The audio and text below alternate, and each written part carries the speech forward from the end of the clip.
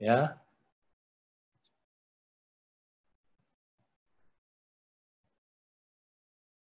Saya ambil contoh nih ya.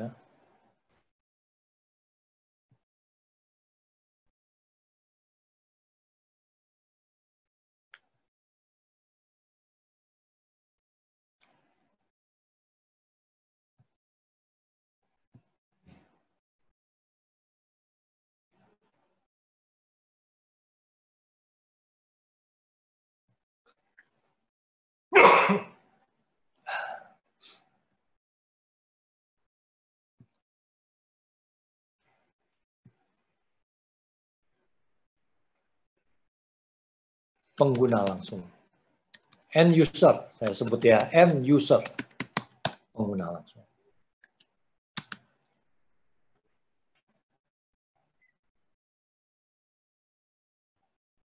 End user.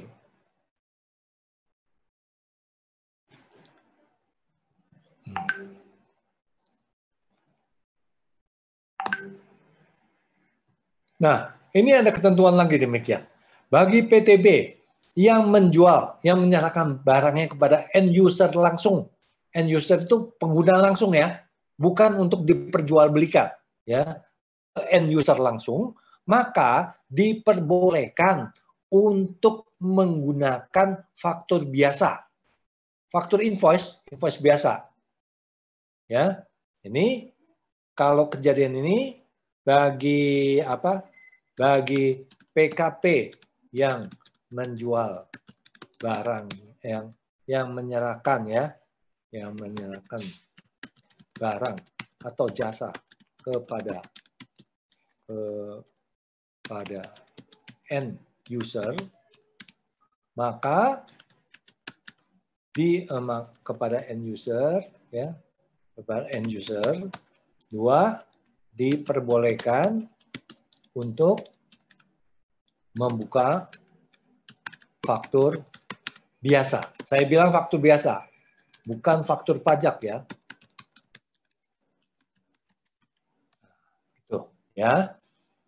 Tapi faktur biasanya itu apa? Biasanya itu ya harus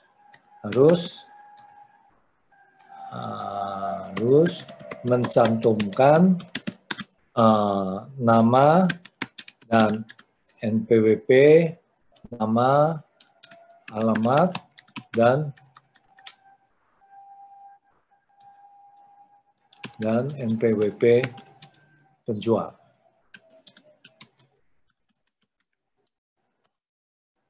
Ya. Faktur biasa ya, saya bilang kan faktur biasa, bukan faktur pajak. Dia berhak untuk membuka faktur faktur biasa. Dan untuk pelaporan, kan berarti dia tidak usah buka faktur pajak kan? Dia buka faktur pajak.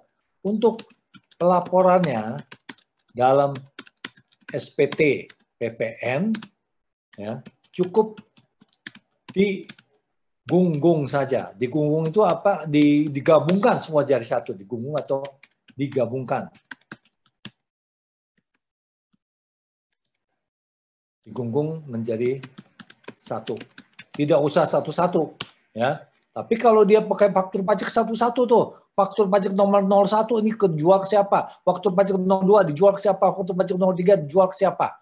Tapi kalau dia jualnya ke end user, maka dia boleh menggunakan faktur biasa dan dia boleh digunggung. Contohnya sekarang, ya, PKP yang menjual melalui online, ya, menjual melalui online ya, melalui lapak, ya, misalkan seperti Shopee, gitu ya, dia menjual melalui Shopee. Memang Shopee itu dia beli barang yang enggak, dia nggak beli, dia cuma suatu lapak yang dimana dia hanya sebagai perantara pembeli dan penjual saja. Ya, nanti kalau ada pembeli yang mau beli barang melalui melalui Shopee itu, maka Shopee langsung meneruskan ya kepada si penjual, ya kan pakai sistem program ya komputer. Nah, si penjual dari penjual langsung ke si pembeli, tidak melalui Shopee lagi. Ya. Nah, jika ada hal-hal demikian, maka si penjualnya itu ya, karena ini yang beli adalah end user, ketahuannya gimana end user? Ya dibelinya cuma 1-2 biji. Tapi kalau belinya sampai 100-200 bukan untuk beli, itu tujuan untuk jual kembali, ya. Nah, itu nggak ada di Shopee itu belinya banyak. Jarang sekali ada jual beli banyak, ya. Nah, makanya dia dalam hal demikian si PTB itu boleh menggunakan faktur biasa. Dan ini ditentukan oleh Undang-Undang Ciptaker. Ini Undang-Undang Ciptaker. Ya. Nih. Jadi dia melalui lapak. Ya. Kalau kita gambarkan ini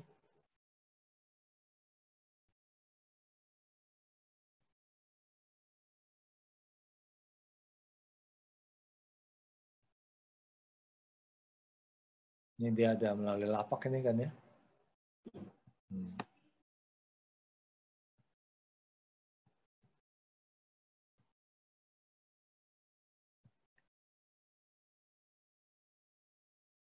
Ini lapak.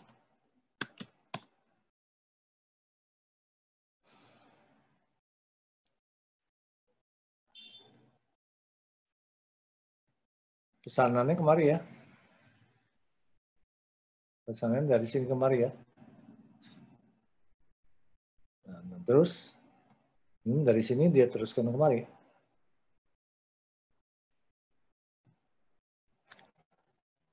Dia teruskan kemari. Ya.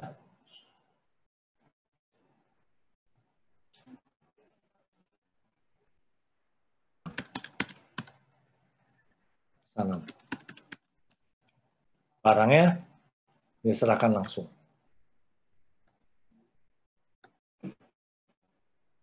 Pembayaran gimana? Pembayaran harus melalui Shopee, kan ya? Pembayaran harus melalui lapak ini. Ya, siapa penyelenggara lapak ini? Ya, semacam-macam ya.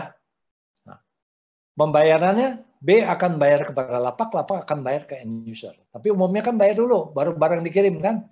Ya, jadi dia bayar dulu, di barangnya ditahan di lapak, uangnya ditahan di lapak. Nanti kalau PTB udah menyerahkan barang, si end user udah lapor bahwa barang sudah terima, baru nanti uangnya ini akan diberikan kepada PTB. Ya, end user bayar kepada lapak ya. Oke, ini adalah jual ke konsumen akhir. Dia boleh tidak usah buka faktur pajak. Bayangkan aja kalau kamu buka faktur pajak itu kalau penjualan melalui lapak tuh bisa satu hari aja bisa sampai ribuan itu ya. Nah itu bagaimana buka faktur pajak, bagaimana repotnya. Maka di sini pemerintah dipermudah dengan memberikan keringanan yaitu tanpa membuka faktur pajak tapi pakai faktur biasa saja. Ya.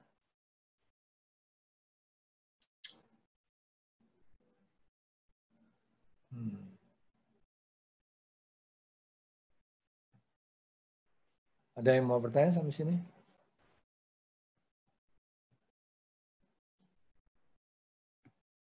Masih belum ada yang mau bertanya. Silakan. Saya stop share. Saya balik lagi ke ini ya. Oke, ini faktur pajak sederhana nggak ada. Dokumen tertentu sebagai faktur pajak standar tadi sudah ya, dokumen tertentu. Ya, udah nggak usah. Saat pembuatan faktur pajak standar yaitu ini tadi bisa faktur pajak standar yang diterbitkan setelah melewati jangka waktu 3 bulan ya. Misalkan 27 November dia liwat dia bukanya. Dia bukanya baru November 27 Maret, April, Mei, Juni. Baru dibuka di bulan Juli, udah lewat 3 bulan kan? Ya, dibuka Juli, tertanggal Juli. Maka bagi yang menerima faktur pajak Juli itu, bulan Juli itu, maka faktur pajak itu tidak boleh dikreditkan. Itu termasuk faktur pajak tidak lengkap. Harusnya faktur pajak itu dibuka 27 Maret. Ya, dibuka nih ya, dibuka 27 Maret. Tetapi entah dia bagiannya lupa, dia buka baru pada 3 bulan kemudian, yaitu pada tanggal 27 Juli. Ya, pada tanggal 10 Juli, sudah lewat 3 bulan. Maka bagi yang menerima faktur pajak sedemikian, itu dikatakan adalah tidak lengkap dan tidak boleh dikreditkan. Tuh, ya. Jadi istilahnya sekarang bukan faktur pajak cacat ya, lengkap atau tidak lengkap. Ya, kalau tidak lengkap salah satu isinya kurang itu tidak lengkap. Ya, nah, seperti ini juga dibuka tidak sesuai aturan juga dianggap tidak lengkap. Ya, rangkapan faktur pajak ini tidak perlu lagi karena sekarang sudah online semua. Ya, kode faktur pajak. Nah ini yang tadi. Ya. 2 digit kode transaksi, 1 digit kode status, 3 digit kode cabang. Ya. Nih. Kode transaksi. Tadi saya sebutkan ya, ada kode 01, kode 2, 02, 03 dan sebagainya. Ya, kita lihat nih. Nah, kita lihat di sini kode transaksinya.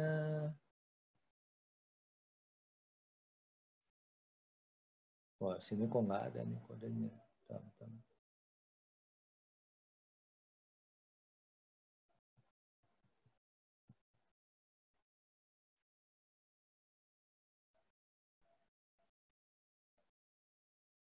Kode transaksi faktur pajak. Saya kasih contoh dulu ya. Contoh nomor faktur pajak ya.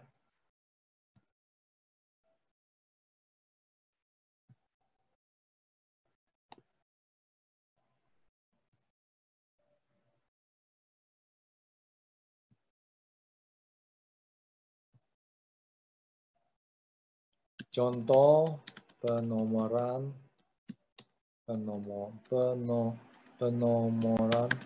faktur pajak.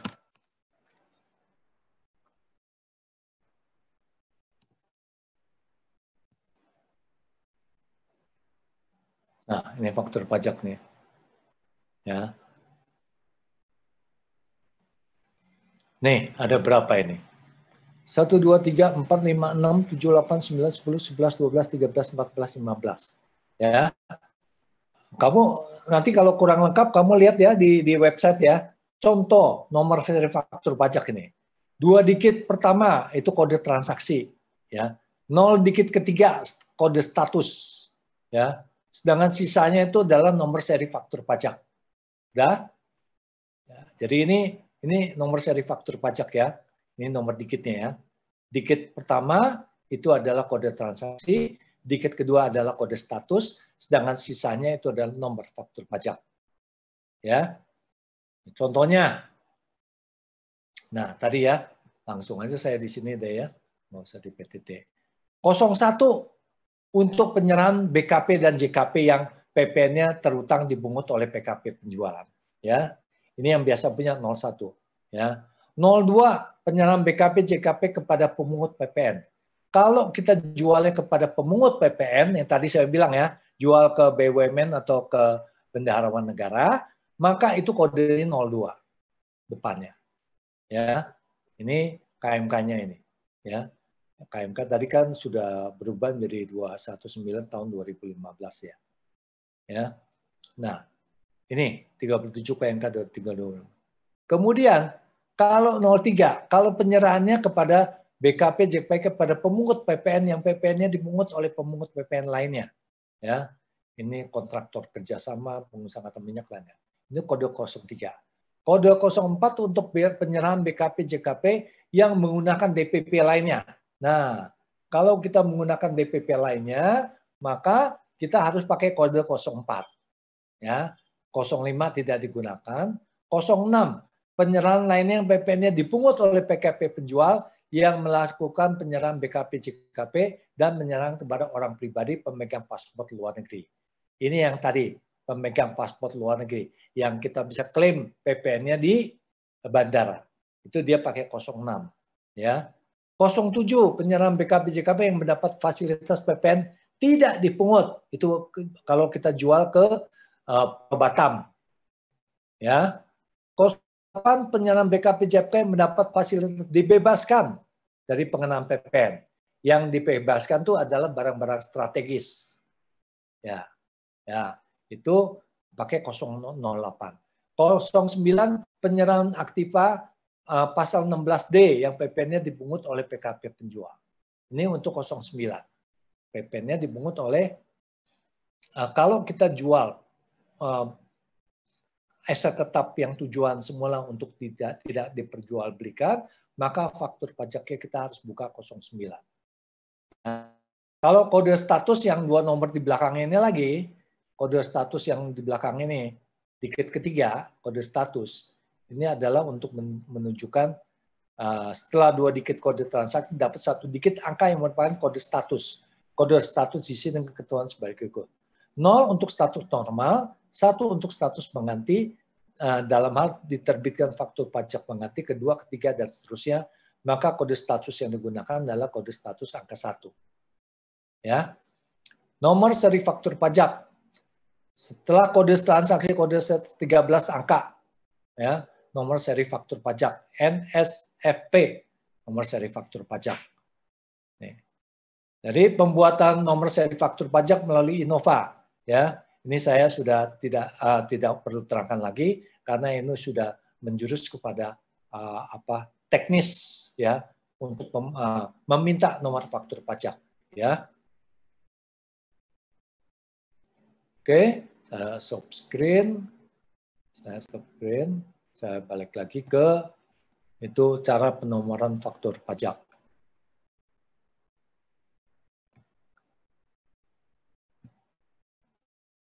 Ya, ini tadi udah ya penomorannya 01 normal, ini tidak usah. Ya. Notaritur. Nah, di dalam istilahnya sekarang ada notaritur. Notaritur apa itu? Nota yang dikembalikan kepada si penjual, ya. Saya katakan sini ya, saya masuk ke ini juga notaritur ya, saya terangkan di sini. Ini notaritur.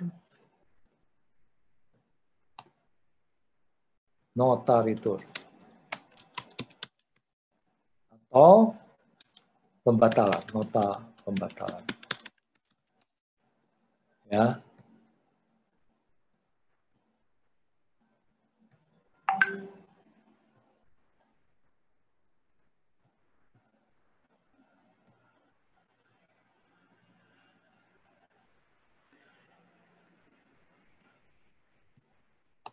Kalau ada barang yang dikembalikan ya, itu nota pembatalan namanya ya. Nah, apa bedanya nota pembatalan dengan nota retur? Ya, di sini kalau PT C, ya, barangnya dikembalikan. Barangnya dikembalikan. Siap.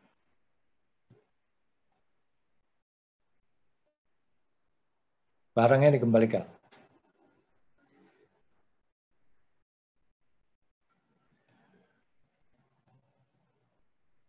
Di retur, ya.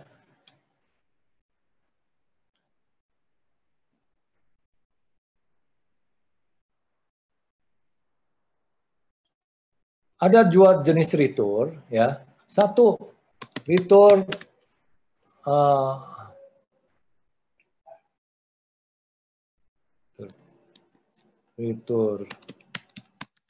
barang, ya. Tadi apa retur ya? Penyerahan, ya. Kalau dikembalikan nih barang retur, barang dikembalikan. Barang atau jasa dikembalikan. Jasa bisa nggak dikembalikan tuh jasa? Jasa umumnya nggak bisa dikembalikan ya. Nah, iya, jasa nggak bisa. Iya, ada nota retur, ada 2 nota pembatalan. Nah, gitu ya. Ada 2 nih nota returnya. Nota retur untuk barang, ya. Ini untuk barang, ya. Nota pembatalan itu adalah untuk jasa, ya, untuk jasa. Nah, ya, Bagaimana bentuk nota return, bagaimana nota pembatalan, kamu cari di website.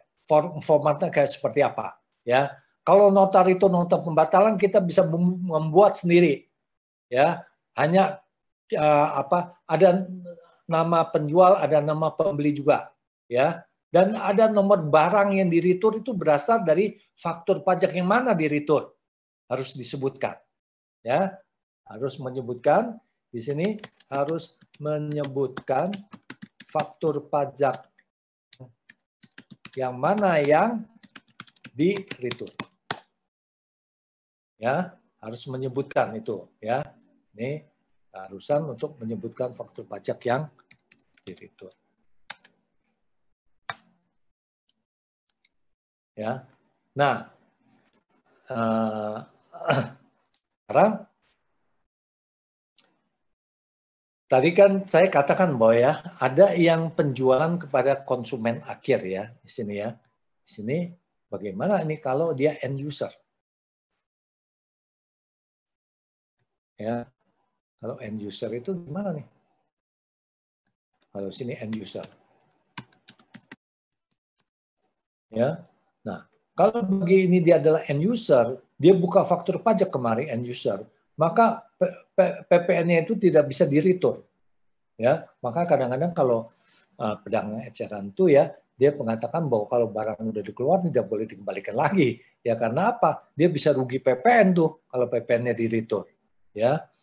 Itu bagi end user. Ya. Saya balik lagi sini.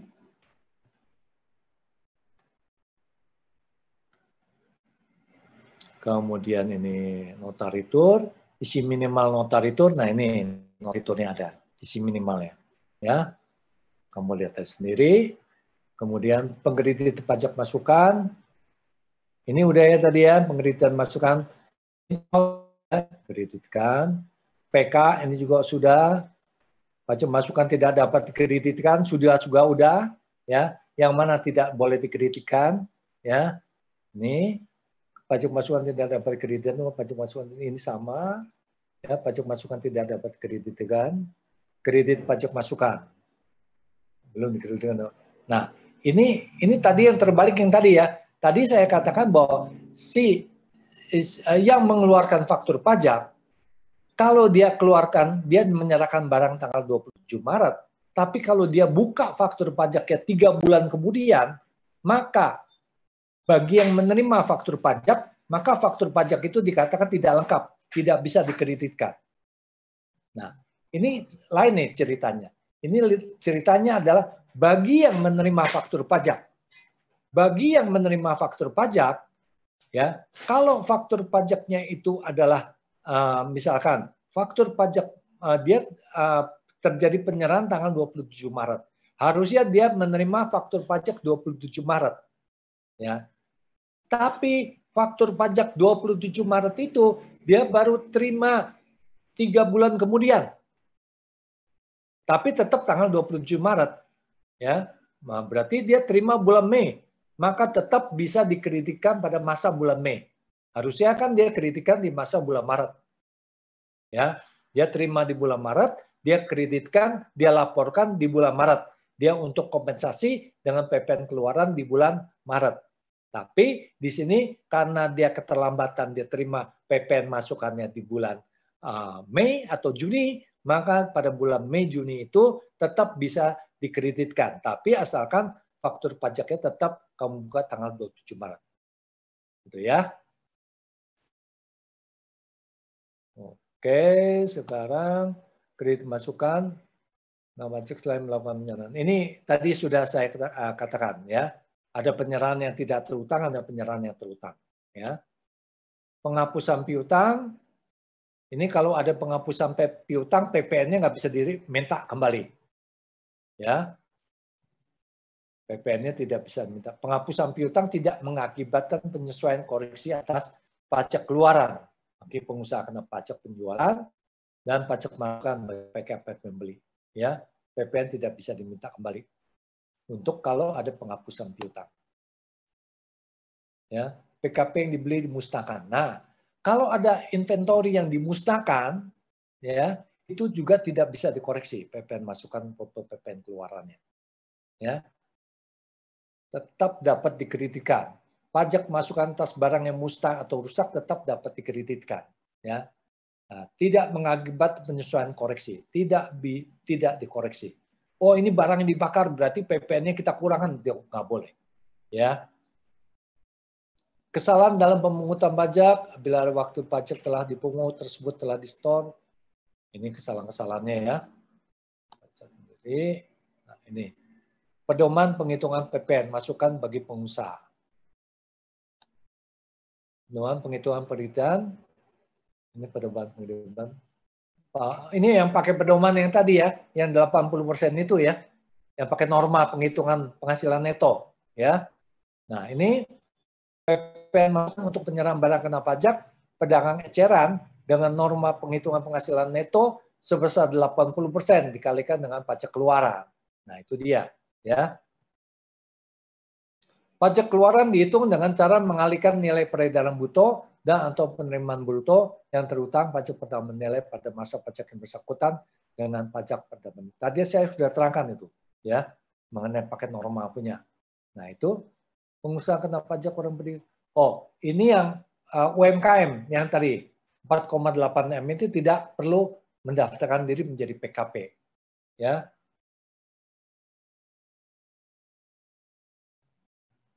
Ini tidak usah. Untuk penyerahan barang kena pajak yang dilakukan pengusaha kena pajak pedagang eceran sebesar 7%, 70% ini adalah untuk penyerahan jasa kena pajak 40% kalau dia pakai norma penghitungan. Ya. Oke. Ini udah semua selesai semua. Sekarang saya mau terangkan kamu yang terakhir itu adalah bagaimana undang-undang Ciptaker itu ya. Apa perubahan terhadap PPN? Ya, apa? Buka dulu ininya.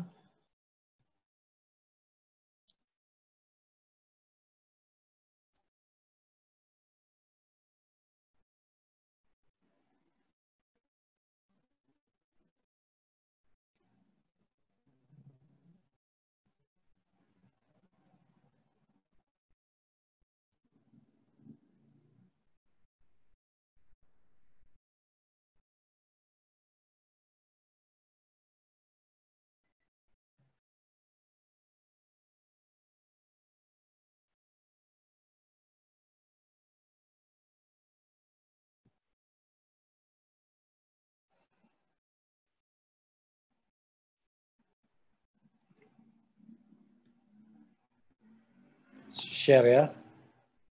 Nih. Nah, ini undang-undang Ciptaker nih. Ya. Peraturan pelaksana Undang-Undang Nomor 11 tentang Ciptaker ya. Ini gambaran umum PP nomor 19. Pasal 111 ya, penurunan tarif PPh pasal 26 bunga obligasi. Nah, ini bagian kamu nanti waktu mau belajar PPh ya. PP nomor 19 nih yang diganti-ganti nih. Ya. Pasal 112 ya, PP nomor 1 tahun 2012. Ini mengenai pelaksanaan PPN ini ya. Pasal 13 Undang-Undang Cipta Kerja, PP nomor 74. Oh, ini PPN ya. Kalau ini PPh KUP kalau nggak salah nih. Ini KUP ya. Nah, ini benar ya. Mengubah Undang-Undang KUP kalau yang ini PP nomor 17. Ini mengubah Undang-Undang PPN ya di bawahnya ini. Ya. Ini PP nomor 1 ya. Kita langsung aja nih ya. Nah, ini terakhir sudah keluar nih PMK nomor 18 2021.